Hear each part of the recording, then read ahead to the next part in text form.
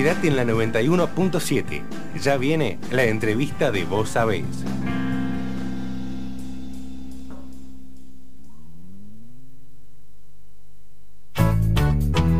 Vos sabés cómo te esperaba, cuánto te deseaba. No, si vos sabés que a veces hay desencuentros, pero cuando hay un encuentro de dos almas trae luz. Segunda hora de Vos Sabés por Radio Estación Sur, FM 91.7 o www.radioestacionsur.org. Hoy en un día distinto, extrañando acá a Lorena y a Rosario. Bueno, que nos cuenten si las extrañan mucho o si pudimos suplir su ausencia con dignidad. Tal cual, sí, habrá que ver si nos están escuchando desde donde estén, a ver si ellas también opinan lo mismo. Y bueno, el tema de hoy es una problemática que afecta a padres, también a madres, que están impedidos de la crianza de sus hijos, y por eso nos visita acá en el estudio Jorge Alberto Rojas Villares. ¿Cómo anda, Jorge? ¿Qué tal? Buenas tardes. Muy bien. Bueno, queríamos conocer un poco acerca de esta problemática a través de tu propia experiencia y las cosas que conocés y sabés. Mira, es una problemática que se ve poco, hay poca difusión al respecto, y es una problemática que cuesta tratarla a veces en los medios porque es una problemática que está muy dividida las opiniones, y máxime en este momento. Que es un momento de cambio, la nueva ley, el Código Civil, el nuevo Código Civil, es un contexto medio extraño donde están los ánimos revueltos. Nosotros somos cientos, te diría, y cientos de miles de padres. ¿Vos formás parte de una organización? Nosotros formamos parte, es una organización, o sea, por ahora es una organización prácticamente de hecho, tenemos unas páginas en Facebook, sí. Nos juntamos una vez por semana, tenemos alguna charla de contención psicológica que nos dan en el Hospital San Martín. Y bueno, y nos juntamos principalmente para organizarnos y plantear cómo podemos poner nuestra problemática a la sociedad en general, y también cómo hacer que nuestra voz se escuche en los tribunales, porque principalmente acá tenemos una gran parte de la problemática transcurre en los tribunales. Básicamente la problemática consiste en lo siguiente. Ustedes saben muy bien, bueno, hay cada vez más parejas que se separan, y generalmente, o sea, hay muchísimos casos en donde las separaciones de mutuo acuerdo, a veces no hay problema, se ponen de acuerdo en todo, porque inclusive con la vieja ley, con el Código Civil viejo anterior ya se podía hacer eso, o sea, si estaban las dos partes de acuerdo, se arreglaban los bienes, se arreglaba el tema de los hijos. Y en la mayoría de los casos eso no ocurre, o sea, generalmente hay conflictos, y lamentablemente muchas veces pasa, más de las veces que uno se imagina, que no se ponen de acuerdo en cuanto a la cuestión de la crianza de los hijos a partir del momento de la separación, o lo que es peor a veces, que se priva a una de las partes de la crianza. Antes era mucho más común y prácticamente nosotros pensamos que la ley vieja alentaba eso. Por suerte el Código Civil nuevo da una ventaja abismal respecto de la ley vieja, aunque faltan cosas.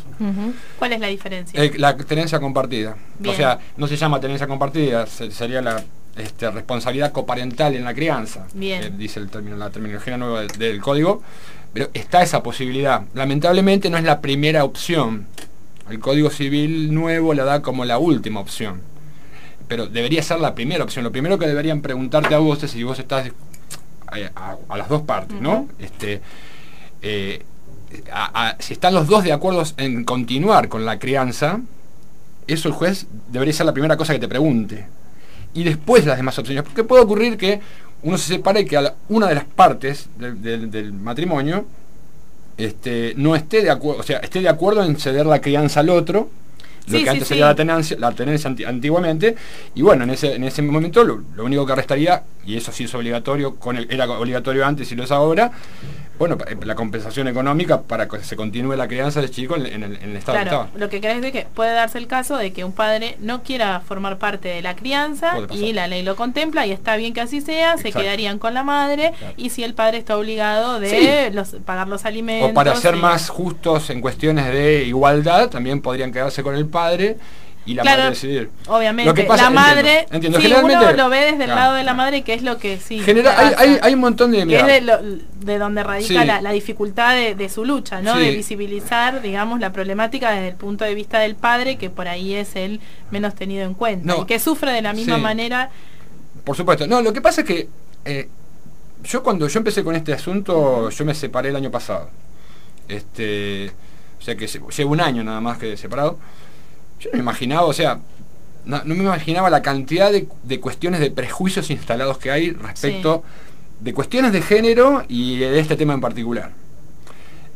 Fíjate que vos enseguida dijiste la mamá, que se quedan con la mamá y se lleva papá. Es un prejuicio. O sea, es lógico que exista el prejuicio porque es lo que generalmente ocurre. No, está bien, pero yo por ahí te lo decía, que puede darse el caso de que el padre decida no formar parte, como que también puede ser el caso de que la madre decida no formar parte de la crianza. Generalmente lo que ocurre es que los hijos se quedan con la mamá y generalmente también, muchas veces, los papás están de acuerdo. Los papás están de acuerdo. En ese caso, lo que restaría sería una cuota alimentaria y, por supuesto, un régimen de visita. Claro. Que tiene derecho, más derecho tienen los chicos a eso que los padres, pero es un derecho de los dos, del padre y los hijos, del padre no conviviente, porque en realidad, progenitor no conviviente ahora, ¿no? Porque el eje, si bien vos me corregías a mí de pensar de la madre y por ahí también pensar del padre, en realidad el eje sería el niño, por supuesto, ¿no? Pensar qué es lo que quiere ese nene y no dejarlo al margen de una lucha de intereses. Ahí empieza la problemática nuestra, de nuestras organizaciones, en donde la mayoría somos progenitores varones, pero también hay progenitores mujeres, en donde uno de los progenitores, generalmente el progenitor conviviente con la ley anterior,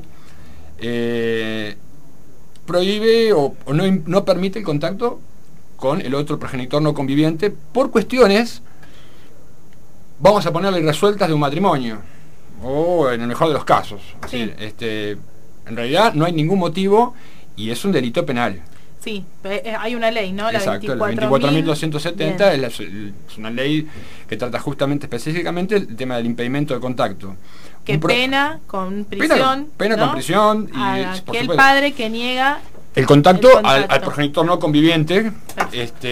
Ahora, el Código Civil nuevo abrió una puerta. Nosotros lo que veníamos pidiendo, yo estoy en dos grupos particularmente, tenencia compartida, que ahora vamos a tener que cambiar el nombre porque tenencia compartida ya no... Claro, él es el Código Viejo. El Código Viejo.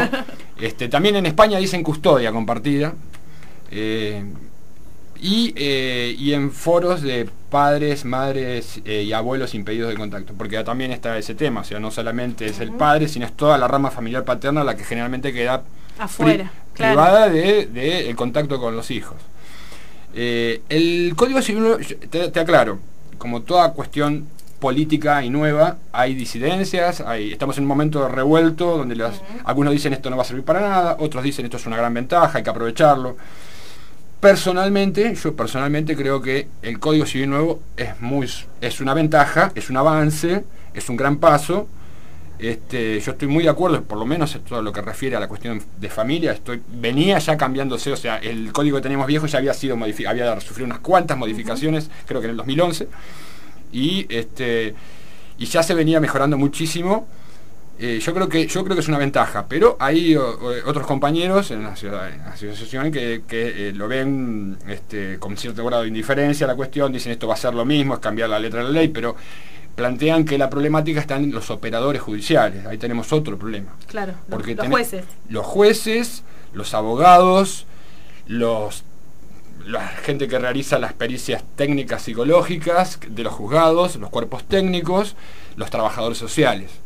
Es decir, ahí tenemos un problema porque nosotros creemos, nos venimos quejando desde hace muchísimo, que los operadores judiciales se manejaban con una serie de protocolos y que esos protocolos están absolutamente viciados de estos prejuicios que yo planteaba. Los hijos tienen que estar con la mamá. Sí. Eso es un prejuicio. Cuando yo empecé con toda esta cuestión, yo firmé una tenencia a favor de la mamá, yo estaba de acuerdo en que la mamá continuaran viviendo con los hijos. Bueno, firmé un acuerdo y el acuerdo fue incumplido desde el primer momento. El primer momento que yo quise estar con uno de mis hijos, o que mi hijo peticionó estar conmigo, porque eso es lo que habíamos acordado, que cuando uno peticionaba podía estar, no se cumplió el acuerdo.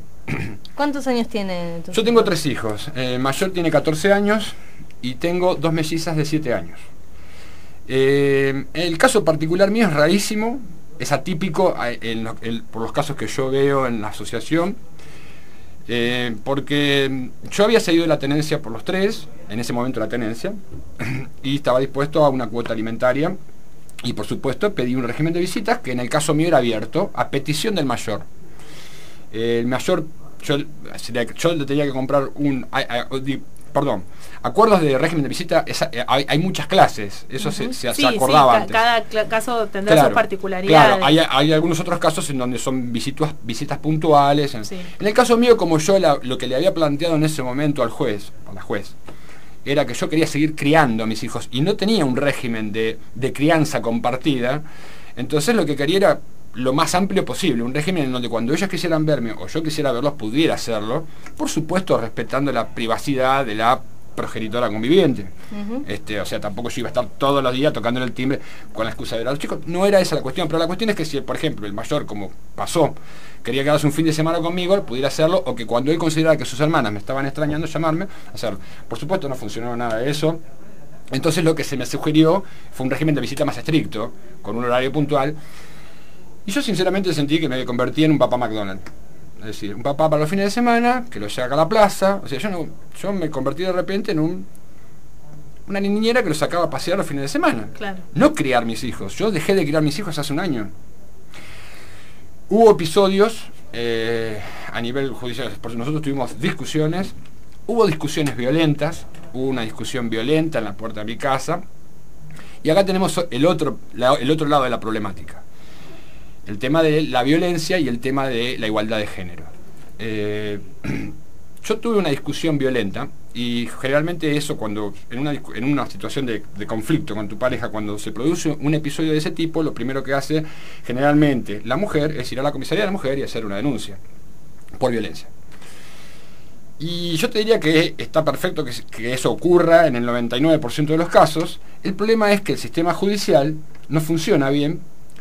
La ley dice específicamente que cuando alguien, en este momento, yo para simplificar, inclusive hoy por hoy sigue pasando, una mujer va a la comisaría, hace una denuncia por violencia, por una discusión en la puerta de tu casa, no estamos hablando de roturas de puerta, ni de patear nada, ni de golpes, estamos hablando de un episodio de una discusión fuerte como fue el caso mío, una discusión donde dijimos cosas muy fuertes que se enteraron los vecinos, un escándalo.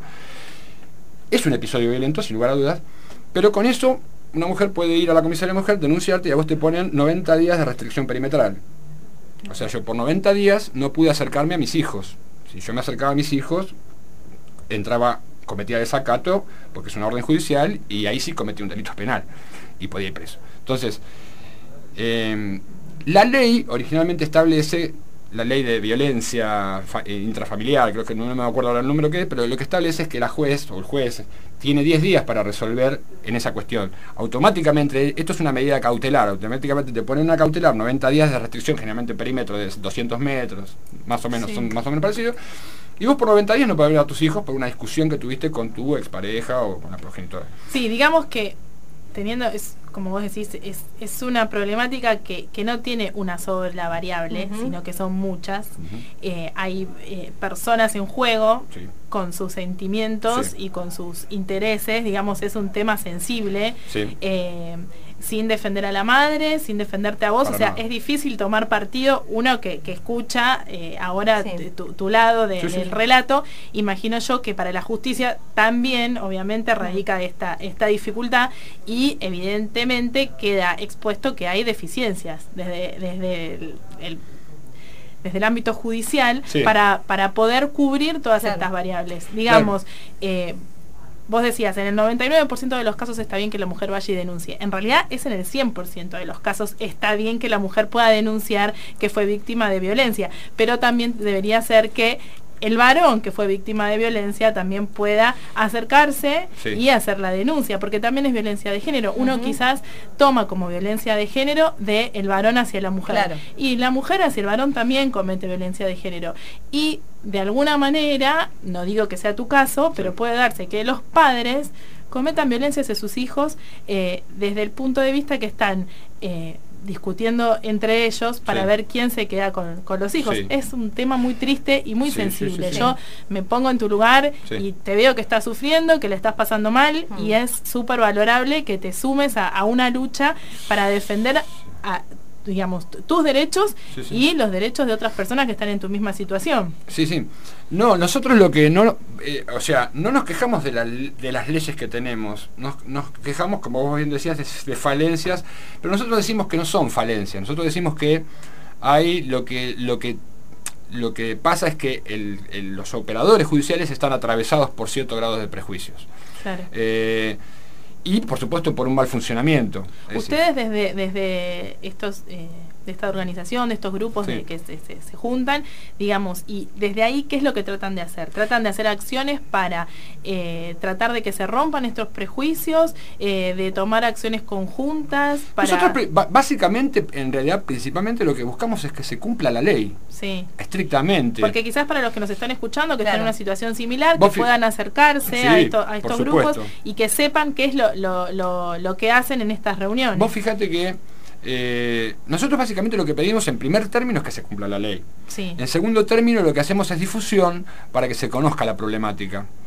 Y nosotros no encontramos respuestas a nuestras demandas. Yo te aclaro, teóricamente, no me dejaste terminar, pero en este caso particular mío, en donde uno de los progenitores va y hace una denuncia por violencia, tenés 3 meses de impedimento de contacto seguro.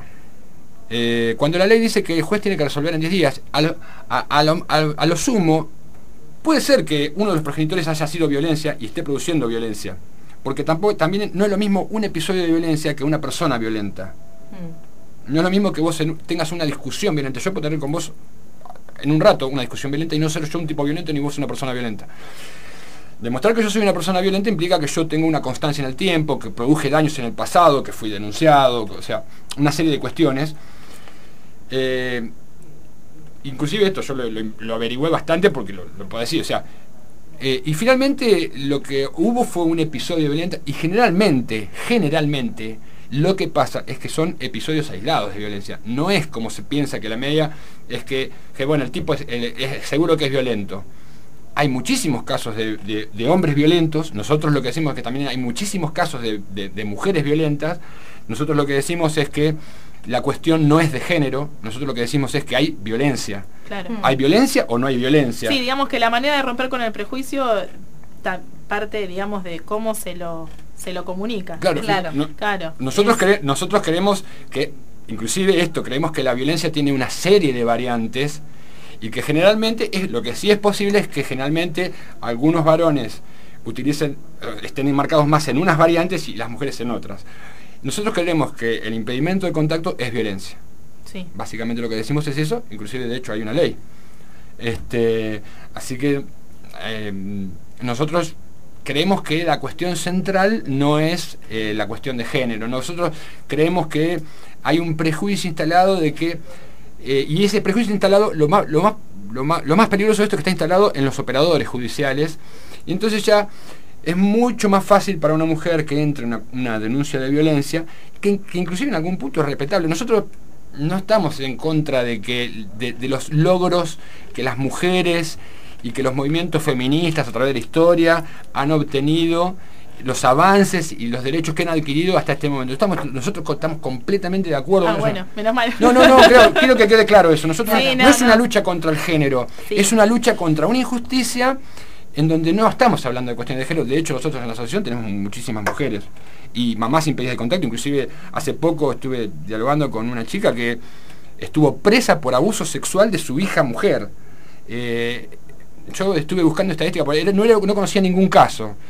O sea, el padre de la nena la denunció a ella por abuso sexual contra la nena, una nena chiquita de 2 años, y estuve averiguando las estadísticas. El 2% de los casos de violencia son de mujeres hacia nenas, es el 2% de las acusaciones de abuso sexual, y solamente el 2% son condenadas de ese 2%. O sea, es el único caso que yo conozco. Pero, como para decir, también puede pasar, no es una cuestión de género. Sí. Pero generalmente los que estamos impedidos de contacto somos los varones, por toda una cadena de prejuicios que nosotros venimos viendo, que el hombre en principio es violento y después, cuando va a los juzgados, se invierte la carga de la prueba. Nosotros tenemos que ir como violentos y demostrar que no lo somos. En cambio, con una mujer no pasa eso. Nosotros creemos que lo que hay es una exageración de ciertos alcances y ciertos logros que el género femenino ha alcanzado a través de la historia, larguísimas luchas y penurias. Nosotros creemos que hay una sobreexacerbación de eso y se han formado unos protocolos en los operadores judiciales y que no se puede salir de ahí. Se guían por esa cadena de protocolos, se manejan con eso y es imposible salir, y por supuesto las deficiencias de la justicia, que no se cumplen las formas de tiempo, no se cumplen. Lo peor del impedimento de contacto justamente es el tiempo. ¿Vos hoy por hoy estás impedido de ver a tus hijos? Yo estoy en este momento sin ningún tipo de régimen de visita. Estoy en un montón de cuestiones judiciales, distintas causas de violencia familiares de la progenitora conviviente hacia mí, causas de violencia intrafamiliar de mí hacia la progenitora. En el medio de los chicos padecí 6 meses de impedimento de contacto y recién ahora estoy empezando a ver a mis hijos. Estoy con el mayor. La anécdota que lo extraño de mi caso personal es que estoy con el mayor porque el mayor, por decisión propia, quiso venir a vivir conmigo. Fue escuchado por la defensora pupilar de menores. Sí. Todos fuimos sometidos a esta altura ya a los cuerpos técnicos, psicológicos. Bueno, la cuestión es que lo que quedó claro es que yo no soy un tipo violento, a pesar de 2 denuncias de violencia que se me hicieron al transcurso del tiempo. Las 2 fueron desestimadas, o sea, quedó demostrado. Me costó un montón. O sea, yo siendo mujer hubiese sido mucho más fácil, pero siendo varón me costó un montón demostrar que yo no soy un tipo violento, que fueron episodios, fueron discusiones. Pero la cuestión es que el mayor se vino a vivir conmigo, está conmigo, por decisión, fue escuchado y eso es una gran ventaja. Está ahí hasta abogado de los niños ahora, es una cosa que nosotros veníamos peticionando. El código nuevo generó esta ventaja del abogado del niño. El niño puede presentarse él mismo y ser escuchado. Sí, siempre y cuando no sea un niño, como vos decías, tu hijo tiene 14 años, sí, lo evalúan, está en condiciones, claro, quizás tus hijas de 7 años. Mira, inclusive yo me sorprendí porque a él le tomaron declaración. Me sorprendió, me hizo ruido porque yo dije, tomarle declaración a un menor no se puede. No, me dicen, sí, mire que con la ley nueva el juez lo escucha, lo evalúa y si considera que tiene la madurez suficiente como para firmar una declaración, le toma declaración. Claro. Eso fue lo que pasó con el mayor mío, está viviendo conmigo, y el tema es que yo estoy haciendo todo lo posible para que él no rompa, porque él está enojado con la madre. Pero yo no quiero que rompa el contacto con la madre. Claro, eso es re importante lo que decís. Porque así como vos defendés no quedarte vos afuera, tampoco estaría bueno que ahora tu hijo se quede con vos y no quiera estar con la madre. De hecho, él se sintió abandonado por la madre. Sí. De hecho, también hubo cuestiones de violencia de la madre hacia él. O sea, la madre no le daba plata para la escuela, no le daba de comer, se discutía con él. Lo echa con el motivo diciéndole que, literalmente, la madre le dijo a él: vos sos igual a tu papá, sos un misógino igual que tu papá. Bueno, ese tipo de cosas por ahí entran ya en sí, la particularidad de cada situación. Sí, puede ser que... Lo que digo es que eso fue considerado violento. Claro. Y eso es violencia. Sí, obviamente que lo es. Entonces, y él lo sintió, esa violencia, y vino, y bueno... y vos desde este vínculo con tu hijo estás tratando de que se reconcilie con su madre. De hecho, yo lo llevé al psicólogo, lo llevé a hacer una terapia que ya le dieron el alta porque él se está viendo con la madre, no tiene una buena relación con la madre, pero mira, lo último que me contó, esto fue las últimas veces, me dice, mira, yo tuve una discusión, siempre que viene porque terminan discutiendo. Es un adolescente, convengamos que es una obviamente, viviendo en una situación familiar normal, por llamarlo de alguna manera, las discusiones siempre están, y quizás un hijo tiene más afinidad con su padre o con su madre y discutirá más con uno que con otro. Pasa que esto es ya llevado al extremo. Por supuesto. Claro. Entonces, pero en ese contexto yo quiero tener extremado cuidado, porque lo que tratamos de preservar acá es la salud mental de los 3 menores. Entonces, Yo considero que él tiene que tener la relación con su madre que tiene que tener, es su mamá, y yo creo que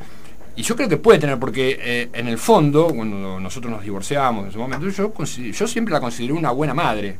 O sea, en términos generales, la cuestión acá es que lo que nosotros tuvimos, obviamente, es un problema de pareja, y lo que tuvimos es que se rompió la pareja, y lo que no nos entendemos la mayoría de los papás que estamos sin impedido de contacto es entendemos que las personas que ejercen estos impedimentos de contacto lo que hacen es objetivizar a los hijos, por cuestiones resueltas que ellos tienen respecto de matrimonio, de cuestiones personales, pero utilizan a los hijos como arma. A mí lo que más me duele es que no me dejen ver a mis hijos. Máxime cuando yo fui un papá que estuve siempre presente y que fue una elección de vida mía tener mis hijos. Yo decidí tener cada uno de ellos y era, en algún punto es una vocación de vida, es lo que yo elegí ser padre. Entonces, a nosotros a todos nos pasa esto en las asociaciones, y ojo que nosotros verificamos bien cuando alguno viene, verificamos bien el tema de la violencia. Nosotros abrimos bien los ojos porque queremos saber, porque sabemos que hay problemas de violencia. Han venido papás en donde nosotros hemos dicho, no, mira, pues acá lo que tenés que es un problema de violencia, pero aún así todo lo que nosotros decimos es que inclusive cuando hay padres que efectivamente han ejercido violencia, si cumplen las cuestiones normativas. Sí, tienen que tener el derecho de poder subsanar esa situación, sí, y recomponer el vínculo. Y aunque sea en forma asistida, la ley lo prevé. Claro, sí. En forma asistida, tiene derecho a no romper el vínculo con sus hijos. Por supuesto, tendrá que ser contenido por trabajadores sociales, por psicólogos, por lo que sea, pero no podés impedir el contacto. ¿Qué les parece si hacemos una pequeña pausa y sumamos a Carlos Teruggi, que acaba de llegar a la radio también, así contamos también con su experiencia? Dale.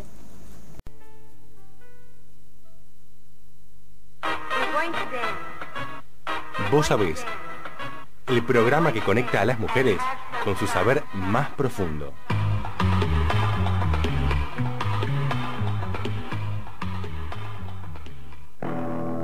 ¿Entendés, gorda? ¿Ves, gorda? ¿Ves, gorda? A ver, gordita. A ver, gorda, ¿ya pasó? Gorda, ven. Bueno, gorda, cuando yo te diga vas a hacer todo. Tenés derecho a ser tratada de manera individual y personalizada. Para las piernas, gorda, que te quiero revisar. Tenés derecho a que te llamen por tu nombre, sin apodos o calificativos infantilizantes ni humillantes sobre tu persona. Sin apodos o calificativos infantilizantes ni humillantes sobre tu persona.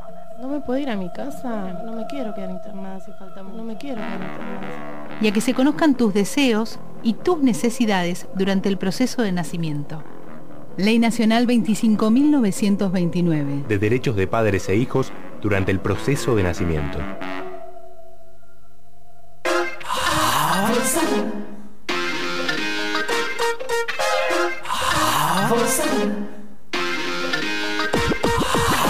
En el brillo de tus ojos se ve, vos sabés que estamos vivos sin saber para qué. En el fondo de tu alma puede ser o no ser, vos sabés que continuamos sin saber el porqué. Y que tus ojos ven lo que quieren ver, tu piel conoce del dolor y del placer. El deseo reversible ya es varón y es mujer. No lo ves, no lo ves, no lo ves.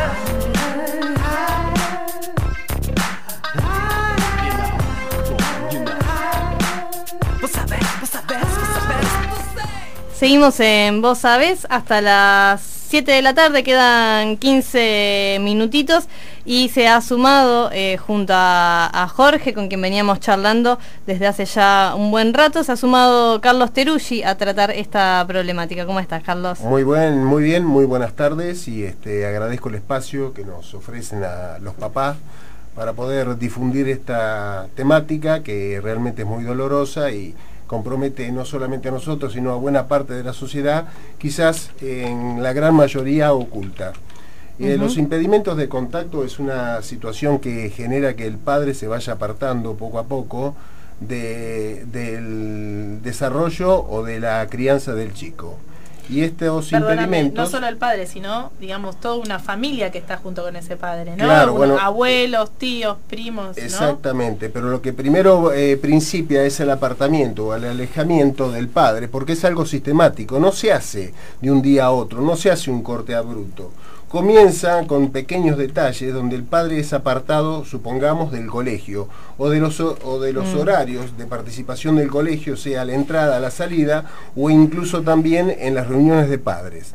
Esto va haciendo que en el chico aparezca la figura del padre ausente, o sea que sin saberlo el chico queda totalmente, digamos, se va desdibujando el padre y queda como si fuera una especie de cuadro o dibujo, digamos, en la pared, donde la participación pasa a ser por tan solo uno de los progenitores, que muchas veces es el padre y otras veces puede ser la madre. Claro. Este contexto de separación está respaldado, porque obviamente necesita un respaldo para que así sea, tanto por organismos judiciales como también por organismos privados, caso de colegios privados, de institutos privados donde concurre el chico, donde no le dan información a uno y se tiene que manejar realmente todo a través del juzgado para saber a qué actividades está yendo, qué documentación ha presentado en el colegio en la parte sanitaria, como también cuáles son sus horarios de colegio puntualmente. Claro, es durísimo escucharlo así, que un padre tenga que acercarse al juzgado para saber qué es de la vida de su hijo. Estamos obviamente en una situación totalmente extrema, donde no hay comunicación entre los padres, digamos la madre y el padre, así sea cualquiera de los dos que tenga la tenencia. No hay comunicación, el padre o la madre que no convive con el hijo no sabe de qué es su vida. Tiene que acercarse a un juzgado para interiorizarse sobre la vida de su hijo. Y no te informan tampoco. Claro. Tenés que ir a mover los expedientes, leerlos, ver con quién se trata, las escuelas. Y el primer juez que tenemos que va a intervenir ahí es ni más ni menos el abogado nuestro que nos patrocina.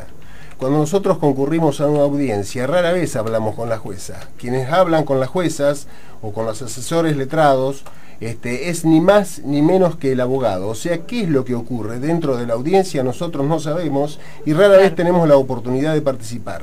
Ya vamos a a un papel que ya está cerrado, ya tiene nuestra suerte en la participación de nuestros hijos.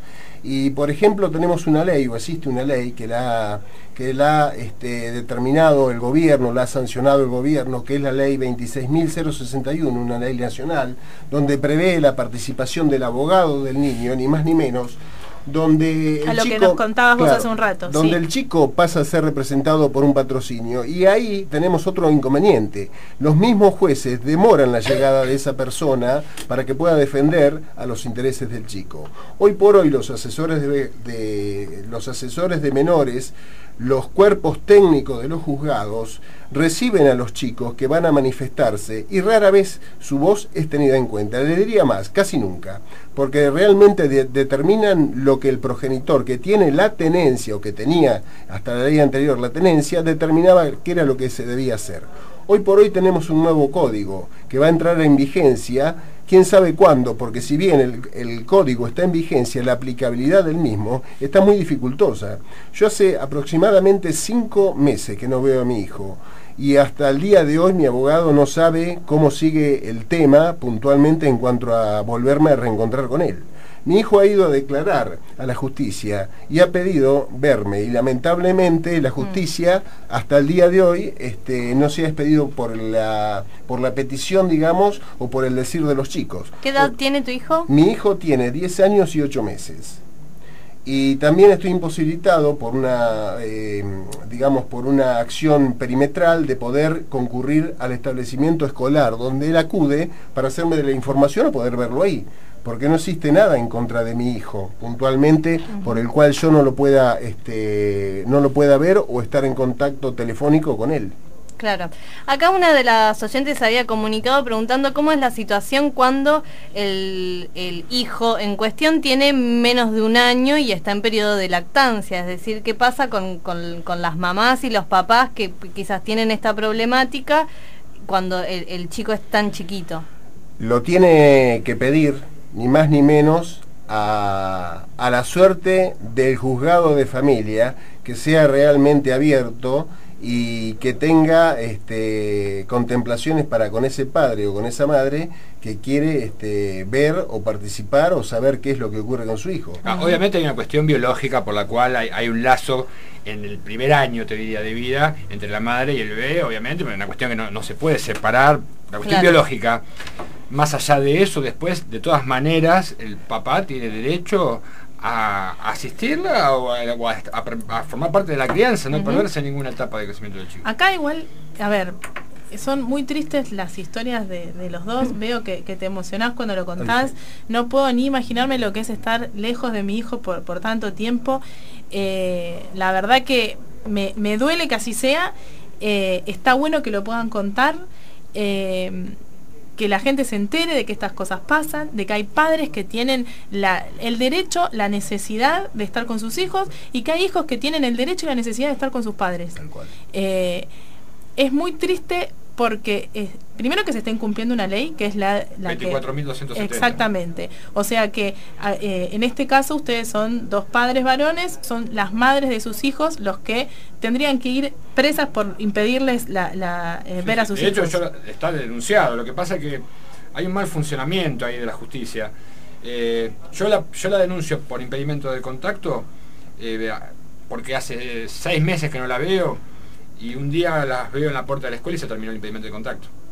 O sea, lo que nosotros estamos diciendo es que inclusive esa ley, la 2470, habría que modificarla, porque claro, el contacto no puede ser solamente el contacto visual, debe ser un contacto de calidad, obviamente de forma, estamos hablando de horario, de constituir un vínculo. Exacto, participación, exacto. Un contacto de participación. Sí. Participar en los momentos de los chicos en todas las etapas, no solamente en el colegio.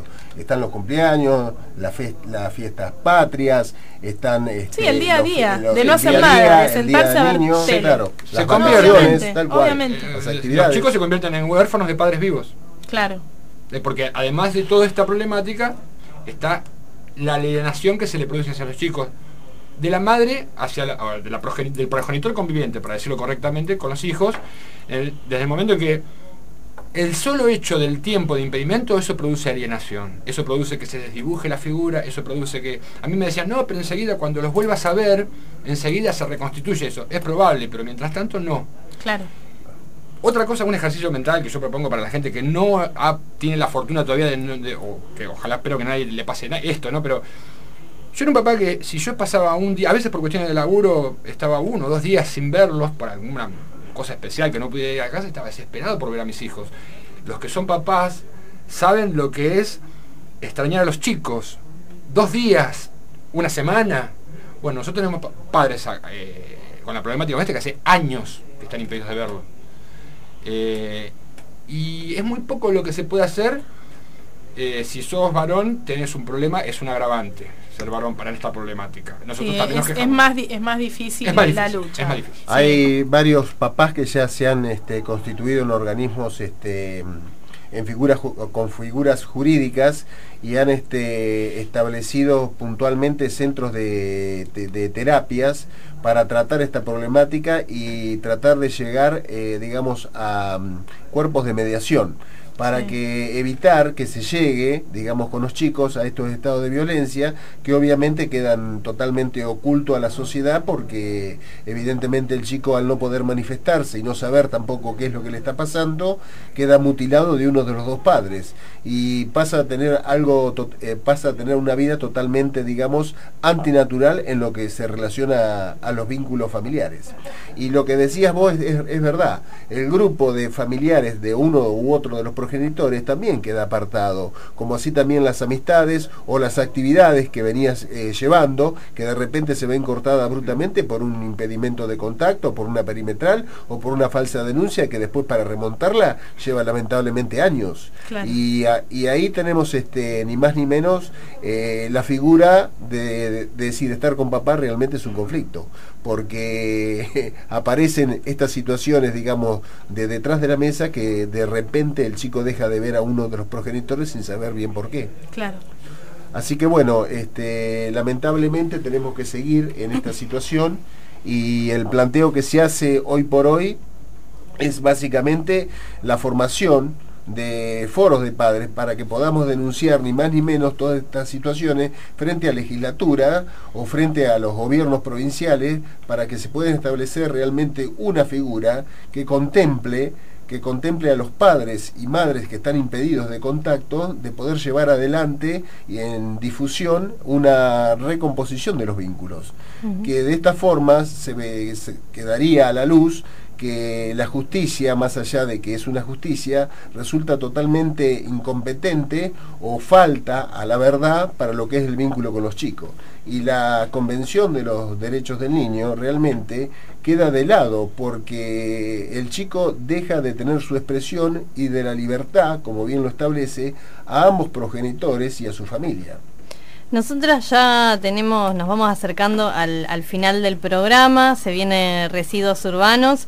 Hoy en día, ¿cómo pueden comunicarse? Si hay ahora algún papá o alguna mamá con esta problemática y quiere acercarse a ustedes o a los grupos de los que forman parte, ¿cómo se pueden comunicar? Puede, por Facebook, la página de foros de padres, madres sin pedido de padres, madres y abuelos sin pedido de contacto, la página de Facebook también, Tenencia Compartida La Plata.